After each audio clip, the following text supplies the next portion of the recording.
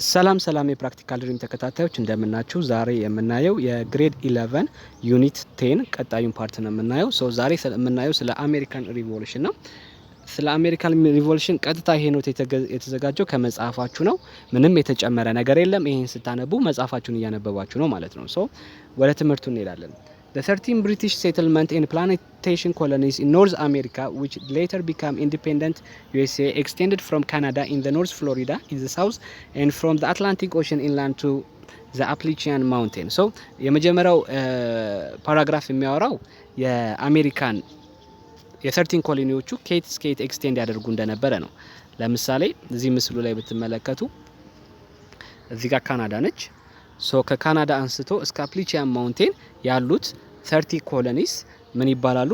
የዛን ጊዜ የነበሩት የአሜሪካ አሁን ላይ አሜሪካ ለሆነችው ሲጀመር የነበሩት እነዚህ 13 ኮሎኒዎች ናቸው ማለት ነው። እነዚህ 13 ኮሎኒዎች እነማን ናቸው? እዚህ ምስሉ ላይ ተቀምጦላቸዋል። ማሳቹሴትስ፣ ሮድስ አይላንድ፣ ኒው ጀርሲ፣ ዴላዌር፣ ሜሪላንድ ምናምን ናቸው። ኤኒዌይ እነዚህ 13 ኮሎኒዎች ናቸው በዚህ አሁን ላለችው አሜሪካ መነሻ የሆኑ አገራቶች ማለት ነው። ምንድነው የሚለው ቀጣይ መጽሐፋችሁ የሚያወራው ፖፑሌሽን ኦፍ ዘ 30 ኮሎኒስ 30 ኮሎኒስ ውስጥ የነበሩት ህዝቦች ምን ይመስላሉ የሚለውን ነገር እንድትረዱ ነው የሚነግራችሁ። ምን ይላል? ኖት ኦል ፖፑሌሽን ኦፍ ዘ 30 ኮሎኒስ ዋዝ ኢሮፒያን ኦሪጂን። ሁሉም ኮሎኒዎች ኢሮፓውያን አልነበሩ። ኮሎኒዎች ኢሮፓውያን አልነበሩም። እዚህ መጀመሪያ ላይ የነበረው ላይ እንደሚያወራው ከኢሮፕ ሰዎች ይመጡ ወደ 30 ኮሎኒስ ይመጡ የነበሩት they were hoping for a better life የተሻለ ህይወት ፍለጋ ነው። አሁን ለምሳሌ ከኢንግላንድ ብዙ ሰዎች በባህር ላይ ተሻገረው ወደ 13 ኮሎኒስ ይመጣሉ፣ ሴትል ያደርጋሉ እዛ። ለምን?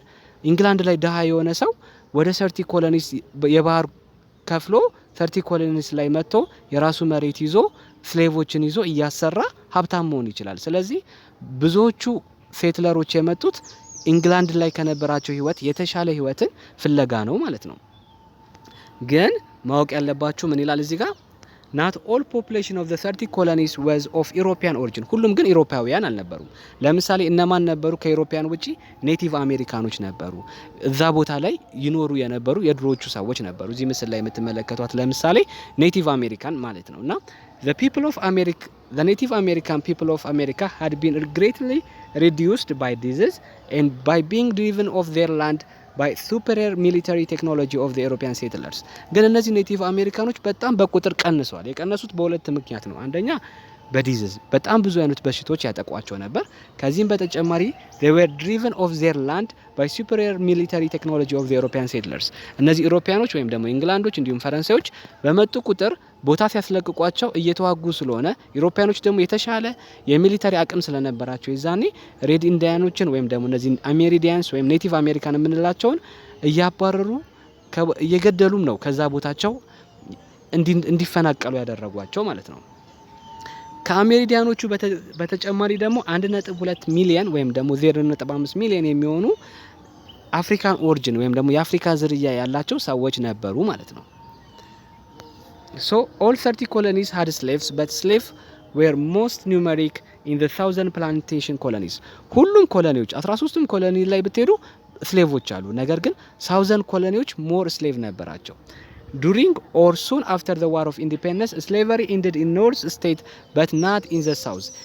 Even ዋር ኦፍ ኢንዲፔንደንስ ከተደረገ በኋላና ስሌቨሪ በኖርዝ ካለቀ በኋላ ስቲል ግን ሳውዝ ላይ ስሌቨሪ አላለቀም። ለምን? ብዙ ስሌቭ የያዙ ሳውዞች ስለነበሩ ኢኮኖሚያቸውም በስሌቭ ላይ በጣም ዲፔንድ ያደርግ ስለነበረ ስሌቨሪ በጀመረ ያለቀው ኖርዝ ላይ ነው። ከዛ በኋላ ነው ቆይቶ ሳውዝ ላይ ስሌቨሪ የቆመው ማለት ነው። ምን ይላል? Most of the colonists were farmers, about 2/3 of the population, and because land was plentiful and cheap, most farmers owned their land and they were craftsmen, so there was not much industry because Britain discouraged the growth of industry in the colonies. አብዛኞቹ ኮሎኒ ላይ የነበሩት 2/3 የሚሆነው የኮሎኒ ሰዎች ምንድናቸው? ፋርመር ገበሬዎች ናቸው። እና መሬት ቺፕ ስለነበር የራሳቸው መሬት ባለቤት ነበሩ። እና ብዙ ጊዜ ብሪቴን ዲስከሬጅ ዘ ግሮዝ ኦፍ ኢንዱስትሪ ኢን ዘ ኮሎኒስ። ኮሎኒዎቹ እቃ እንድታመርት ብሪቴን እንዲያመርቱ አትፈልግም፣ ወይም ደግሞ ኢንዱስትሪያላይዝድ እንዲሆኑ አትፈልግም። የምትፈልገው ብሪቴን ያው ብሪቴን ስላችሁ ኢንግላንድ ማለት ነው የኢንግላንድ መሬቷ ውስን ነው። ብዙ ነገሮችን በአግሪካልቸር ማምረት አትችልም። ስለዚህ ምንድነው የምትፈልገው? መሬት የሚፈልገውን የሰዎችን ጉልበት የሚፈልገውን ነገሮች እንዳለ ከአሜሪካ ተመርተውላት ወደ እሷ እንዲመጡ ነው የምትፈልገው። ስለዚህ አሜሪካ ኢንዱስትሪያላይዝድ እንድትሆን ብሪቴን አትፈልግም ነበር ማለት ነው። So the 30 colonies had merchants ግን እንደዚህም ሆኖ ከገበሬዎች በተጨማሪ መርቻንቶች፣ ሎየሮች፣ ቲቸሮች፣ ጆርናሊስቶች እነዚህ 13 ኮሎኒዎች ውስጥ ነበሩ ማለት ነው። So in the southern colonies there were planters who owned large plantation በ13 ኮሎኒዎች ውስጥ ፕላንተሮች ነበር፣ ብዙ ፕላንቴሽን ያላቸው ገበሬዎች ነበሩ፣ ብዙ የእርሻ መሬት ያላቸው። በዛ እርሻ መሬት ቶባኮ፣ ራይስ፣ ኢንዲጎ ይመረት ነበር ነው የሚለው። ይህንን የምናውቀው ነገር ነው። ሌላኛው ብሪቴን ኮንትሮል ኦቨር 13 ኮሎኒስ። ብሪቴን እንዴት አድርጋ ነበረ እነዚህን 13 ኮሎኒዎችን ትቆጣጠራቸው የነበረው የሚለውን እኔ The 30 colonies were under the authority of the Britain government and the Britain parliament which could impose laws on the colonies. So እነዚህ 13 ኮሎኒዎች አሜሪካ ላይ ሆነው ግን በማን ቁጥጥር ስር ነበሩ? ዩሮፕ ውስጥ በምትገኘው በብሪቴን ወይም ደግሞ በኢንግላንድ ቁጥጥር ስር ነበሩ። ሶ የኢንግላንድ ፓርላማ እንዲሁም ደግሞ የኢንግላንድ ንጉስ እነዚህ 13 ኮሎኒዎች ላይ የፈለገውን ነገር መወሰን መብት አለው ማለት ነው። These laws were mainly regulating trade and the colonial economy. The laws were intended to regulate the colonial economy so that the colonial economies benefited that of Britain. እና ኢንግላንድ ላይ ያለው ንጉስና ፓርላመንቶቹ በተቻላቸው መጠን የኮሎኒዎችን ምንድነው ሬጉሌት የሚያደርጉት? ኢኮኖሚውን ነው ሬጉሌት የሚያደርጉት። ለምን? ዋናው አላማ የነዚህ 13 ኮሎኒዎች ኢኮኖሚ የብሪቴንን ኢኮኖሚ የሚጠቅም መሆን መቻል አለበት ማለት ነው። However, until after 1763, these laws were not very well enforced and did not cause the colonists much problem. እስከ 1763 ድረስ ኮሎኒስትና እነዚህ ኮሎኒስት የምንላቸው 13 ኮሎኒዎች እና ብሪቴን በሰላም ነበር የሚኖሩት። ብዙም ችግር አልነበረባቸውም። ምክንያቱም ብሪቴን ህግ ታወጣለች እንጂ ህጉ አክቹአሊ ኢንፎርስ አይደረግም ወይም ደግሞ መሬት ላይ አይወርድም ነበር። ምን ይላል? The 30 colonies under Britain rule with much autonomy. የራሳቸው ኦቶኖሚ ወይም ደግሞ የራሳቸው ስልጣን ነበራቸው። እነዚህ 13 ኮሎኒዎች እስከ 1763 ድረስ እነዚህ 13 ኮሎኒዎች የራሳቸው የሆነ ስልጣን ነበራቸው። Britain institution and political ideas had been taken to the colonies with the settlers. Each colony had a governor appointed by Britain government who represented the authority of the government and who headed the colonial administration. But each colony had an elected assembly. These assemblies vote taxes for local purpose and pass taxes laws. እና እነዚህ 13 ኮሎኒዎች የራሳቸው ከዚህ በፊት አውርተናል። ስናወራት እዚህ ይላችሁ እንደሆነ የኢንግላንድ ንጉስ 13ቱን ኮሎኒዎች የሚያስተዳድር ሰው ይልካል ምናምን ብዬ ከዚህ በፊት አውርተናል አይደለ? ሶ ከኢንግላንድ የመጡ እነዚህን 13 ኮሎኒዎች የሚያስተዳድሩ የተለያዩ ገዢዎች ይኖራሉ። ግን ከነዚህ ውጪ ደግሞ ኢሌክትድ አሴምብሊ 13 ኮሎኒዎቹ የራሳቸው የሆነ ኢሌክትድ አሴምብሊ ያላቸው ማለትም እነሱ የመረጧቸው ሰዎች ሆነው ለዛ ሀገር ለዛ ለኮሎኒዎቹ ብቻ የሚሆን ታክስ ማውጣት ታክስን ህግ ማውጣትን በተመለከተ የሚሰሩ ኢሌክትድ የሆኑ አሴምብሊዎች አሉ። የተመረጡ ሆነው ለኮሎኒው ብቻ ከብሪቲሽ የመጡ ሳይሆን ራሳቸው እዛ ኮሎኒ ውስጥ የሚኖሩ ሰዎች የመረጧቸው ማለት ነው። So the taxes were very low by European standard. እነዚህ ታክሶች ደግሞ በጣም ትንሽዬ ነበሩ። እንደገና ደግሞ እነዚህ ኢሌክትድ አሴምብሊ ላይ የሚሆኑትን ሰዎች የሚመርጡ ሰዎች they were more than the in Britain ማለት ነው። ኮንፊውዝ ላደርጋችሁ አልፈልግም። ባጭሩ ቆይ አንዴ ታሪኩን ልንገራችሁ። ብሪቴን ውስጥ ፓርላመንት አለ። ፓርላመንቱን የሚመርጡት ሰዎች የተወሰኑ ሰዎች ናቸው። ከዚህ በፊት ነግሬያችኋለሁ። ሃውስ ኦፍ ሎርድስ እና ሃውስ ኦፍ ኮመንስ አለ። ሃውስ ኦፍ ኮመንስ ውስጥ ያሉ ሰዎች ናቸው የሚመረጡት። እሱም ግን ዲሞክራቲክ ባልሆነ መንገድ ነው ምናምን ብዬ አውርቻለሁ። ኤኒዌይ እዚህ 13 ኮሎኒዎች ደግሞ የራሳቸው ከብሪቴን ኢንፍሉዌንስ ውጪ የሆነ የራሳቸው የሆነ ኢሌክትድ አሴምብሊ አላቸው። ይሄ አሴምብሊ ግን ሞር ብዙ ዋይት ሜሎች ናቸው የሚመርጡት። እዛ ኢንግላንድ ካለው አንጻር ሲታይ እዚህ ያለው ላይ ሞር ዲሞክራቲክ ይመስላል ነው የሚለው መጽሐፉ። ሶ ምንድነው ባጭሩ? Despite the British economic regulation which were not much or enforced anyway, they prospered from their trade with Britain. So Britain የብሪቴን ፓርላማና ንጉስ ኢንግላንድ ላይ ሆኖ ህግ ያወጣል ኮሎኒዎች እንዲፈጽሙ። ግን ኮሎኒዎቹ ህጉን ተግባራዊ ያደርጉትም ዝም ብለው ከእንግሊዝ ጋር ያላቸውን ንግድ ያጧጡፉታል። በዚህ ምክንያት 13 ኮሎኒዎች በጣም ተጠቃሚ ነበሩ። እስከ 1763 ድረስ ህጉም አልጠበቀባቸውም። አላደረጋችሁ የሚላቸው ስላልነበረ ከብሪቴን ጋር ንግዳቸውን እያጧጧፉ እያደጉ ነበር ኢኮኖሚካሊ ማለት ነው። Before independence each colony was separate and there was some jealousy and rivalry between them. 13 ኮሎኒዎች ኢንዲፔንደንት ሆነው አንድ ላይ ነን አሜሪካንን ከማለታቸው በፊት እርስ በርሳቸው ዴልዌር የምትባለው ከኒውዮርክ ጋር እርስ በርሳቸው ምን ያደርጉ ነበር? ኮምፒት ያደርጉ ነበር ማለት ነው። ሶ ምን ይላል እንደው መጻፋችሁ ከብሪቴን ጋር መጣላታቸው አሜሪካዊነት ስሜት እንዲኖራቸው አድርጓቸዋል። 13 ኮሎኒዎች በመጀመሪያ እርስ በርሳቸው ነበር ኮምፒት የሚያደርጉት። ግን መጨረሻ ላይ አሁን የምናየው የአሜሪካ ሪቮሉሽን አፕን አድርጎ ከብሪቴን ጋር ጦርነት ውስጥ ሲገቡ ያኔ 13 ኮሎኒዎች ለካስ አንድ ነን እኛ አሜሪካዊ ነን እንጂ እንግሊዛዊ አይደለንም ወይም ብሪቴናዊ አይደለንም የሚል የአንድነት ስሜትን ፈጥሮላቸዋል ይላል ማለት ነው። እና ምን ይላል? The trouble between Great Britain and colonies really began at the close of French Indian War in 1763. So በግሬት ብሪቴን በታላቂቷ ብሪታንያ እና በእነዚህ 13 ኮሎኒዎች መካከል ችግር የተጀመረው ልክ የፍሬንች ኢንዲያን ዋር ካለቀ በኋላ ነው። ፍሬንች ኢንዲያን ዋር ምንድነው ተባብለናል? ፍሬንች ኢንዲያን ዋር ወይም ደግሞ the 7 years war የሚባለው በፈረንሳይና በኢንግላንድ ወይም ደግሞ በብሪቴን መካከል የተደረገ ነው። ሶ ፈረንሳይና ብሪቴን ለ7 አመት ተዋጉ። መጨረሻ ላይ ማን አሸነፈች? ብሪቴን አሸነፈች። ግን ብሪቴን ብታሸንፍም በጣም ብዙ ወጪ አውጥታለች። ፈረንሳዮችን ለማሸነፍ ብዙ ወጪ አውጥታለች።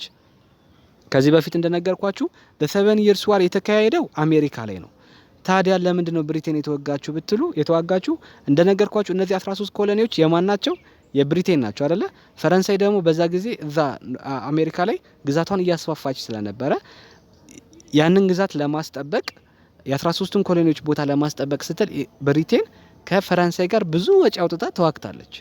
ታዲያ ተዋግታ አሸነፈች። ታዲያ ለምንድን ነው ወደ አሜሪካ ሪቮሉሽን ሊፈጠር የቻለው? ታዲያ ይሄ ለምንድን ነው 13 ኮሎኒዎችንና ብሪቴንን እንዴት ሊያጣላቸው የቻለው የሚለውን እኔ At the time the King George III of Great Britain and his advisor decided to strict control of the colonies. በ1763 ፈረንሳይን አሸነፉ። ፈረንሳይን ካሸነፉ በኋላ ብሪቴኖች 13 ኮሎኒ እንዲሁም ደግሞ አሜሪካ ላይ ያላቸውን ቦታ ተቆጣጠሩ ማለት ነው። ከተቆጣጠሩ በኋላ ግን ኢንግላንድ ላይ ያለው ንጉስ ማለትም ኪንግ ጆርጅ ለዚህ ጦርነት በጣም ብዙ ገንዘብ አውጥቷል። በጣም ብዙ ገንዘብ ስላወጣ ገንዘቡን ማግኘት የሚችለው 13 ኮሎኒዎች ላይ ያሉትን ሰዎች ታክስ በማስከፈል ነው። ምክንያቱም አፍተር ኦል ብሪቴን ይህን ሁላ ጦርነት ያደረገችው እነዚህ 13 ኮሎኒዎች እንዳይነኩ ነው። ስለዚህ ታክስ ክፈሉ ማለት ጀመረ። ማን? ኪንግ ጆርጅ እነዚህ 13 ኮሎኒ ውስጥ ያሉትን ሰዎች ታክስ ማስከፈል ጀመረ ማለት ነው። So various measures adopted by the British angered the colonists. ይሄ ደግሞ በጣም ብዙ ታክሱ ሲበዛባቸው ደግሞ እነዚህ ኮሎኒስቶች መናደድ ጀመሩ፣ አንገርድ መሆን ጀመሩ ማለት ነው። British government brought protest because ምን ይላል? In the new program of the British government brought protest because it lessened the freedom of the colonists had enjoyed. ከዚህ በፊት እንደነገርኳችሁ እስከ 1763 እስከ ፍሬንች ኢንዲያን ዋር ከማለቁ በፊት ኮሎኒስቶቹ እንደፈለጉ ነበር የሚንቀሳቀሱት። ነገር ግን ከ1763 በኋላ ወይም ደግሞ ኢንግላንድ ከፈረንሳይ ጋር ያለውን ጦርነት ካሸነፈች በኋላ እንዲሁም 13 ኮሎኒውን የራሷ እንደሆኑ ካስመሰከረች በኋላ ለጦርነቱ ያወጣቻቸውን ወጪ ከነዚህ ኮሎኒዎች መሰብሰብ ጀመረች። ኮሎኒዎቹ ደግሞ ታክሱ በዛብን በማለት ፕሮቴስት ማድረግ ማመጽ ጀመሩ ማለት ነው። So the king declared the land lying beyond the Appalachian including the Great Lake region closed to the colonists. ከዚህም በተጨማሪ ደግሞ ይሄ ኪንግ ጆርጅ ምን አደረገ? ኪንግ ጆርጅ ዘሰርድ ምን አደረገ? ከአፕላቻን ማውንቴን በኋላ 13 ኮሎኒዎቹ እንዳይስፋፉ አወጀ። which means ከዚህ በኋላ እንዳትሄዱ ብሎ 13 ኮሎኒዎችን አገታቸው። እነሱ ደግሞ በጣም ነው የተናደዱት። ምክንያቱም ከፈረንሳይ ጋር ውጊያ ተደርጎ ፈረንሳዮችን ካሸነፍን በኋላ እኮ ቦታችን መስፋት ነው ያለበት። ለምንድነው እንደገና ቦታችን የሚገደብብን ማለት ጀመሩ። እናማን 13ቱ ኮሎኒዎች። ኪንግ ጆርጅ ግን ይሄን ያደረገበት ምክንያት ምንድነው? ሞር ጦርነትን ለማስቆም ነበረ። ከኔቲቭ አሜሪካኖቹም ጋር ያለውን ጦርነት ለማስቆም በቃ ከዚህ በኋላ ከዚህ መስመር አትለፉ አላቸው ማለት ነው። ይሄ ደግሞ የበለጠ ኔቲቭ አሜሪካ 13 ኮሎኒ ውስጥ ያሉትን ሴትለሮች ያበሳጫቸው ጀመር። ምክንያቱም ብዙ መሬት መያዝ ስለሚፈልጉ ማለት ነው። ሶ አሁን በብሪቴንና በ13ቱ ኮሎኒዎች መካከል ቅራኔ መፈጠር ተጀመረ። ምክንያቱም የብሪቴን ንጉስ ኪንግ ጆርጅ ብዙ ታክስ እንዲከፍሉ እያደረጋቸው ስለሆነ በዚህ ደስተኛ አይደሉም። እንደገና ደግሞ ህግ አውጥቶ ከዚህ በላይ እንዳትሄዱ እንዳትስፋፉ ብሎ ስትሪክት አደረጋቸው። ይሄም ደስተኛ እንዳይሆኑ አድርጓቸዋል ማለት ነው። The British Parliament set out to enforce laws that restricted the trade between the colonies and other countries. እንደገና ደግሞ ኮሎኒዎቹ ከዛ በፊት እርስ በርሳቸው ይገበያዩ ነበር። ኒውዮርክ ከድለዌር ጋር ኒው ጀርሲ ምናምን እየተባባሉ እርስ በርሳቸው ንግድ ይፈጽሙ ነበር። ንጉሱ ግን የዛኔ የነበረው ንጉስ እንዲሁም ደግሞ ኢንግላንድ በአጠቃላይ ፓርላመንቱ ይሄ ንግድ ሪስትሪክት እንዲሆን ማድረግ ጀመሩ ማለት ነው። such a move was a blow to the colonial merchants who had been trading freely for years when the laws were not enforced. እንደዚህ አይነት ህግ ሲመጣ 13 ኮሎኒ ውስጥ ያሉት ሰዎች በተለይ ደግሞ ነጋዴዎቹ ማመጽ ጀመሩ። ምክንያቱም ከዚህ በፊት እንደዚህ አይነት ህግ አልነበረም። እንደልባቸው ነበረ አንዱ ኮሎኒ ከሌላ ኮሎኒ ጋር ይነግድ የነበረው። ስለዚህ ይሄ ህግ ሲመጣ ደግሞ የበለጠ መበሳጨት ጀመሩ። The merchants objected strongly to the power given to the British officials to search their homes and warehouses for smuggled goods. የሚገርማችሁ ነገር የብሪቲሽ ኦፊሻሎች አሉ። እነዚህ 13 ኮሎኒዎች ውስጥ የብሪቲሽን መንግስት ኢንግላንድ ውስጥ የሚገኘውን የብሪቲሽ መንግስት የሚወክሉ ወታደሮች፣ ፖሊሶች አሉ። እነዚህ ፖሊሶች የነዚህን የሴትለሮቹን ቤት እየሄዱ ይፈትሻሉ። ያለ አግባብ ስማግልድ ያደረጓቸው እቃዎች ካሉ፣ ያለ አግባብ የገቡ እቃዎች ካሉ ምናምን ይፈትሿቸዋል። ይሄ ኮሎኒስቶችን ኮሎኒስቶችን ያበሳጫቸው ነበር ማለት ነው። ፓርላመንት ኦልሶ አፕሩቭድ ስታምፕ አክት። ፓርላመንቱ የእንግሊዝ ፓርላመንት ስታምፕ አክትን አፕሩቭ አደረገ። in order to raise fund the government stamp were to be attached to many articles, newspapers, wills, business contracts and even playing cards. The stamp act aroused violent protests throughout the colonies. ምንድነው ስታምፕ አክት ማለት? እንደነገርኳችሁ የእንግሊዝ ፓርላመንት ብዙ ገንዘብ ከኮሎኒዎቹ ገንዘብ የሚሰበስብበትን መንገድ ነበር የሚፈልገው። ስለዚህ ለመሰብሰቢያ አንድ የተጠቀሙበት መንገድ ምንድነው? ስታምፕ አክትን ነው። ይሄ የቴምር ቀረጥ የምንለው ማለት ነው። ሶ ማንኛውም ዶክመንት ህጋዊ እንዲሆን እዛ 13 ኮሎኒ ውስጥ የሚኖሩ ሰዎች ከብሪቲሽ ምን መግዛት አለባቸው? ስታምፕ መግዛት አለባቸው፣ ወይም ደግሞ ቴምር መግዛት አለባቸው። ከዛ ያ ቴምር እዛ ወረቀት ላይ ሲለጠፍ ነው ያ ወረቀት ህጋዊ የሚባለው። ስለዚህ ምንም ነገር ሲያደርጉ ከመንግስት ይሄን ቴምር መግዛት ወይም ደግሞ ይሄንን ስታምፕ መግዛት ነበረባቸው ማለት ነው። ሶ ይሄ የበለጠ አመጽ አስነሳ ማለት ነው። The parliament passed a law stating that the colonies must provide housing for troops that were sent to defend the colonies. እንደገና ደግሞ በ7 years war ከፈረንሳዮች ጋር ሲዋጉ ከዚህ በፊት እንደነገርኳችሁ ብሪቴን ከፈረንሳዮች ጋር የ13 ኮሎኒሶችን ለማስጠበቅ በባህር ላይ አድርጋ ወታደሮችን ልካ ነበር የምታዋጋው። ስለዚህ እነዚህ ወታደሮች የናንተን ቦታ ለማስጠበቅ ስለሆነ የተዋጉት መሬት ይሰጣቸው፣ ቤት ይሰጣቸው ማለት ጀመረች። ማን? ብሪቴን።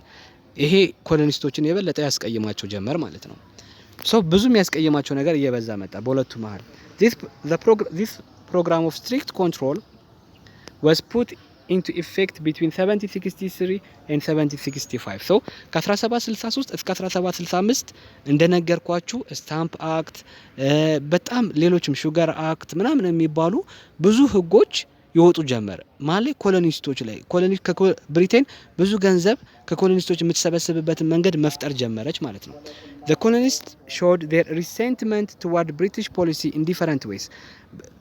ኮሎኒስቶች ደግሞ ለእንደዚህ አይነት ነገሮች ያላቸውን ተቃውሞ በተለያየ መንገድ ማሳየት ይሞክሩ ነበር።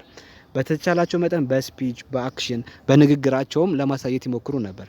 እዚህ ጋር የተጠቀሱት ጄምስ ኦቲስ፣ ፓትሪክ ሄነሪ እና ሳሙኤል አዳምስ የሚታወቁት በምንድነው?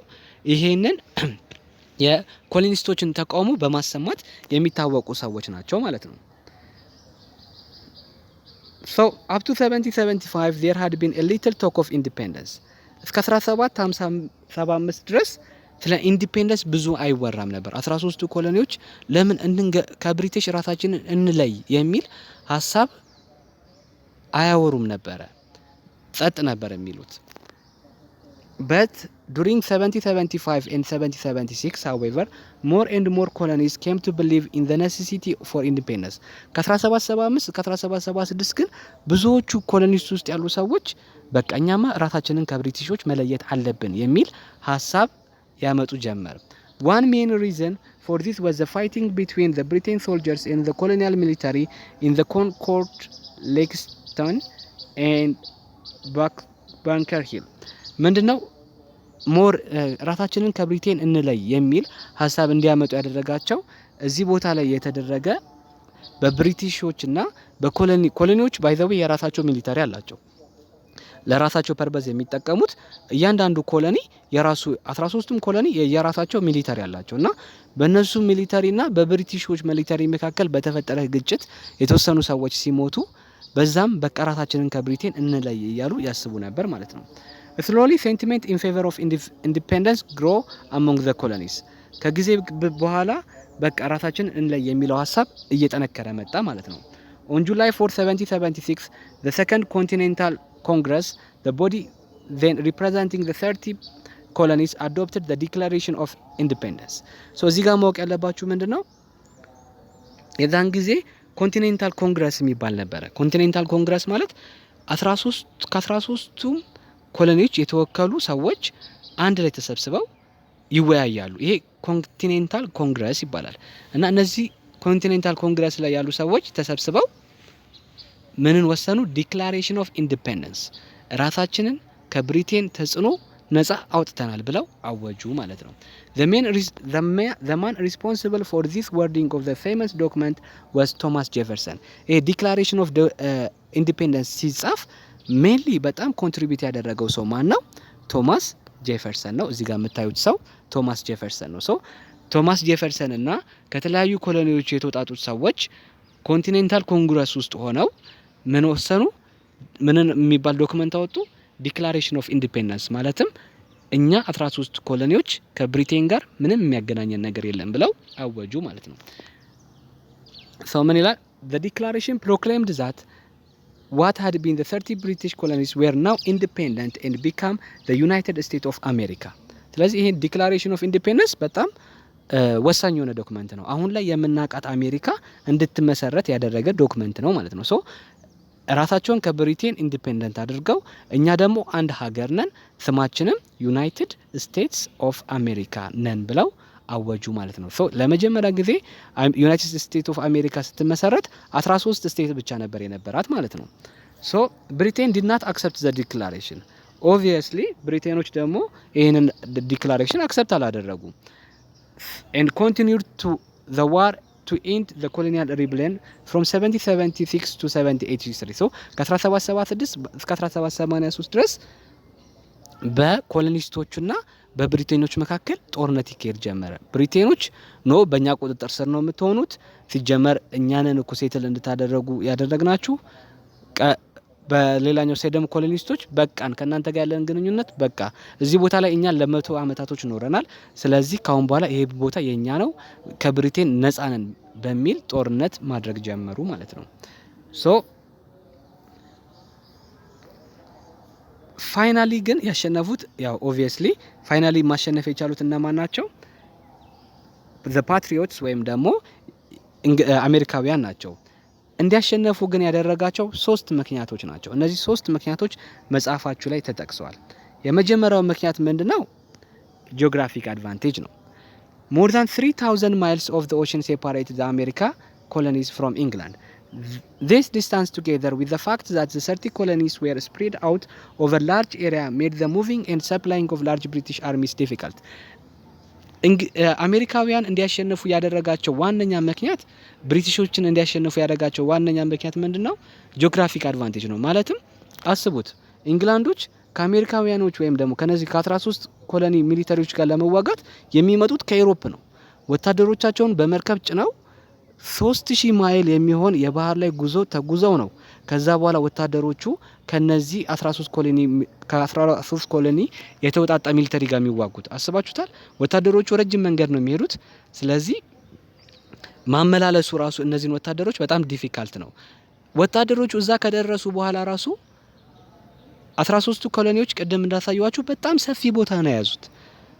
የኢንግላንድ የብሪቴን ሚሊታሪዎች እዛም እዚህም እያሉ ሲዋጉ የመንገዱ ርቀት ራሱ በጣም ዲፊካልት ነው። ምክንያቱም 13 ኮሎኒ ማለት በጣም ሰፊ ነው፣ ሰፊ መሬት ነው እንግሊዞች የያዙት፣ አሜሪካኖቹ የያዙት። ሶ ያንን ቦታ ሁሉ አዳርሶ መዋጋት ለብሪቴኖች ፈተና ነበረ። ስለዚህ በዚህ ምክንያት አሜሪካኖች ሊያሸንፉ ቻሉ። ሞር ምን አድቫንቴጅ ነበራቸው? ጂኦግራፊክ አድቫንቴጅ ነበራቸው። ሁለተኛው ደግሞ አድቫንቴጃቸው ጆርጅ ዋሽንግተን ነው። ያው ዋሽንግተን የምናውቀው ሰው ነው። Without the determined and brilliant leadership of George Washington, commander of the Continental Force, the war might have been lost. Not only did the patriot soldiers have to fight the British, but they had to struggle against inefficiency and lack of unity at home. እዚህ ጋር ማወቅ ያለባችሁ ጆርጅ ዋሽንግተን የዛ ጊዜ የኮንቲኔንታል ፎርስ ጀነራል ነበረ። ኮንቲኔንታል ፎርስ ምንድነው ካላችሁኝ 13ቱ ኮሎኒዎች ቀደም ኮንቲኔንታል ኮንግረስ ነበራቸው አልኳችሁ። የራሳቸው ምክር ቤት ነበራቸው ከኮሎኒዎቹ የተውጣጡ እንደ ቶማስ ጄፈርሰን እንደ ጆርጅ ዋሽንግተን ያሉበት የራሳቸው ምክር ቤት ነበራቸው። ከዛም ውጪ ደግሞ ከ13ቱም ኮሎኒ የተውጣጣ የራሳቸው ሚሊታሪ ነበራቸው። ያ ሚሊታሪ ምን ይባላል? ኮንቲኔንታል ፎርስ ይባላል። የዚህ ኮንቲኔንታል ፎርስ ጀነራል ዋና መሪ ደግሞ ጆርጅ ዋሽንግተን ነበር ማለት ነው። እና ጆርጅ ዋሽንግተን በጣም ዋይዝ እና ብልህ የሆነ መሪ ነበረ ማለት ነው። እና እሱ ጎበዝ ባይሆን ኖሮ አሜሪካኖች አያሸንፉም ነበረ። ቀደም ጂኦግራፊካሊ የተሻለ አድቫንቴጅ አግኝተዋል ብለናል። ሁለተኛ ደግሞ ጆርጅ ዋሽንግተን ዋይዝ መሆኑና ብሬቭ የሆነ የጀነራል መሆኑ ጦርነቱን እንዲያሸንፉ አድርጓቸዋል። ምን ይላል? በጣም የአሜሪካኖችን ጦርነት ከባድ ያደርግባቸው የነበረው Not only did the patriot soldiers have to fight the British, but they had to struggle against the inefficiency and lack of unity at home. ኢቨን ውስጥ አሜሪካ ውስጥ ብዙ ባንዳዎች ነበሩ። ባንዳ የሚባለው ምንድነው? የሚክድ አይደለ? ለምንድነው እንደዚህ የሆነው ብትሉ ከዚህ በፊት እንደነገርኳችሁ አሜሪካ ውስጥ የሚኖሩት አብዛኞቹ ሴትለሮች ኦሪጂናቸው ከየት ነው? ከብሪቴን ነው። ስለዚህ አሜሪካኖች እነዚህ 30 ኮሎኒዎች ከብሪቴን እንለይ፣ ከብሪቴን ጋር ምንም አይነት ግንኙነት አይኑረን ሲሉ ከነዛ ውስጥ ግን ስቲል በብሪቴን አገዛዝ መኖር የሚፈልግ ሰው አለ። ከብሪቴን ጋር መቀጠል የሚፈልግ ሰው አለ። እነዚህ ምን ይባላሉ? ሎያሊስት ይባላሉ። ሎያል ናቸው። ለማን ናቸው ሎያልነታቸው? ለብሪቴን ነው። ስለዚህ እነዚህ ሎያሊስቶች የራሳቸውን አሜሪካዊ ዜጋ ይወጉ ነበረ፣ ያምጹ ነበረ።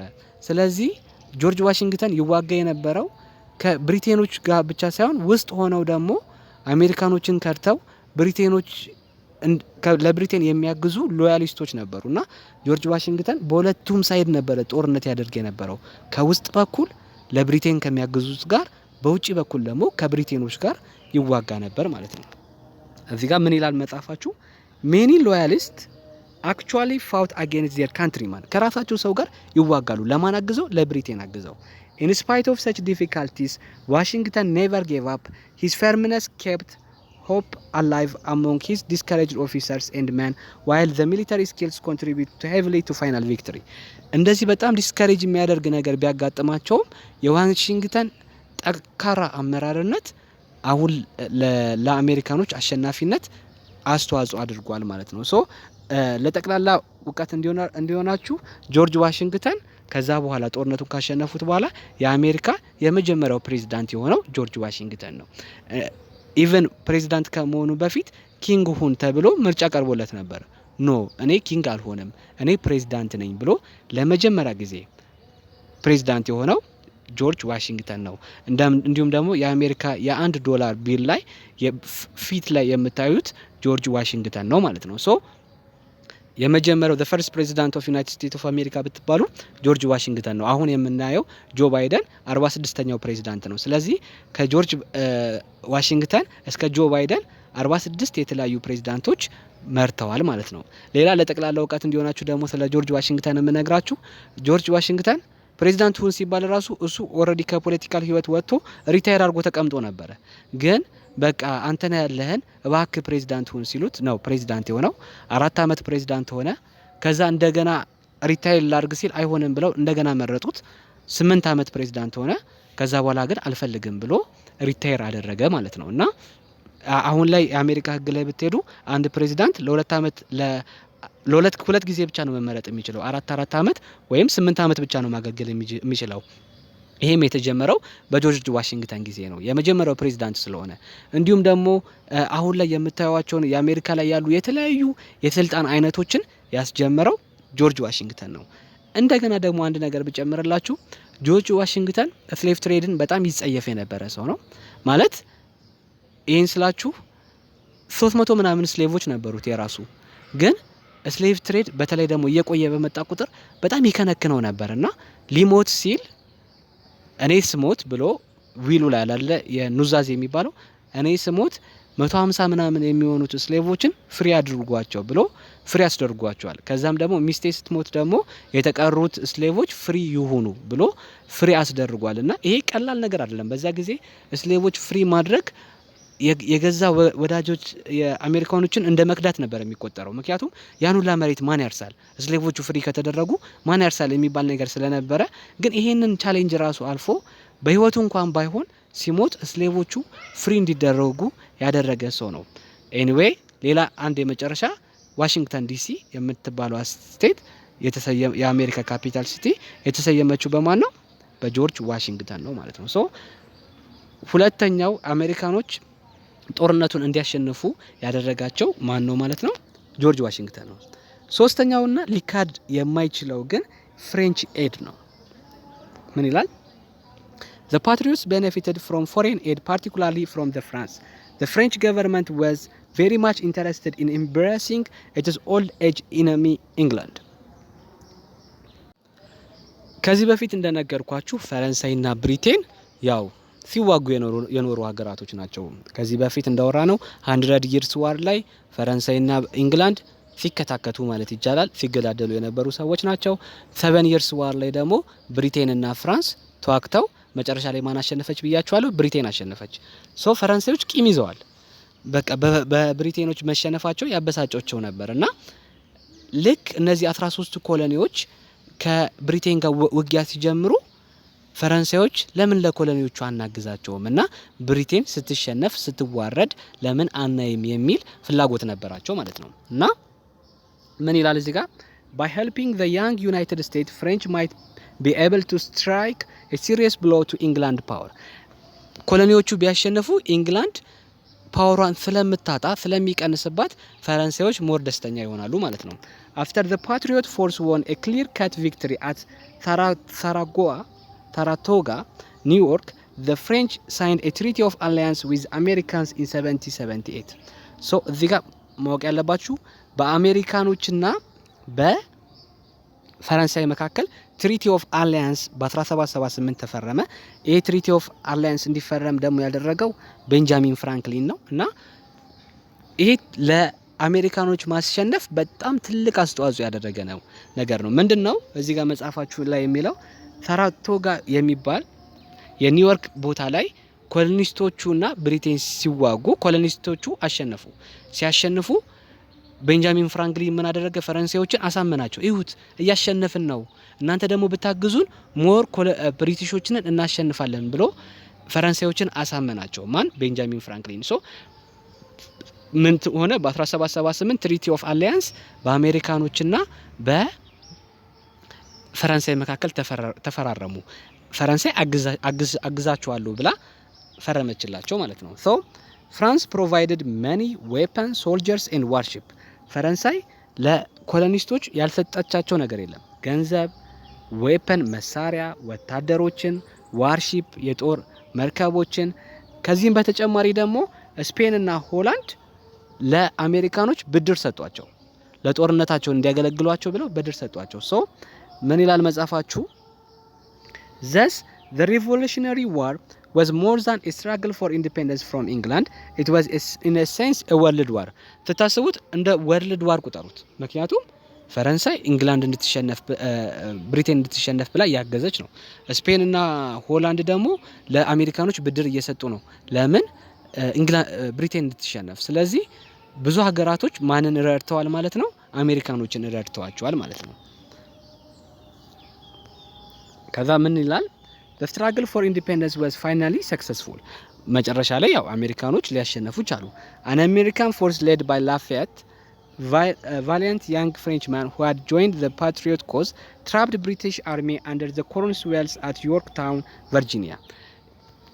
ላፊየት የሚባል ከፈረንሳይ ለአሜሪካኖች አግዞ የመጣ ተዋጊ የብሪቲሽን አርሚ ዮርክታውን ላይ ምን አደረጋቸው ማለት ነው? ትራፕድ አደረጋቸው፣ አፍኖ ያዛቸው።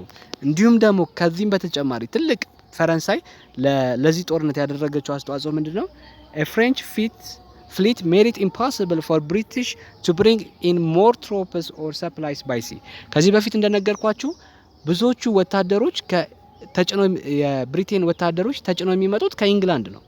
ግን የብሪቲሽ ፍሊት የፍራንስ ፍሊት ወይም ደግሞ የፍራንስ የጦር መርከቦች መንገዱን ዘጉት።